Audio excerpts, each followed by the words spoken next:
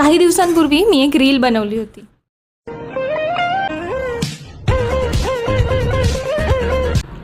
आणि या त्याच्यावरच्या कॉमेंट्स. दही ताक तर थंडच असतं, तुम्ही काहीही सांगता. आम्ही रोज दही खातो उन्हाळ्यात, दर जेवणामध्ये 1 ग्लास ताक पितो, आम्हाला काही होत नाही. प्रत्येकजण वेगळं वेगळं सांगतोय, आम्ही कोणावर विश्वास ठेवावा. थांबा, संदर्भासहित स्पष्टीकरण देणार आहे. दही आणि ताकसुद्धा आयुर्वेदाने उष्ण गुणाचे आहेत असं सांगितलं आहे. कॅप्शनमध्ये आयुर्वेदिक ओरिजिनल ग्रंथांचे आणि संहितांचे रेफरन्स दिले आहेत, ते एकदा बघून घ्या. दही ताक हे आंबट चवीचे आहेत, म्हणजे अम्लरसात्मक आहेत.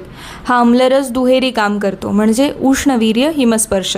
हिमस्पर्श म्हणजे दिसायला किंवा स्पर्शाला थंड गुणात्मक, मात्र खाल्ल्यानंतर शरीरामध्ये उष्ण गुणधर्मीय काम करतो. पोटाला तात्पुरता थंडपणा वाटतो, मात्र पचनानंतर शरीराची उष्णता वाढवतो.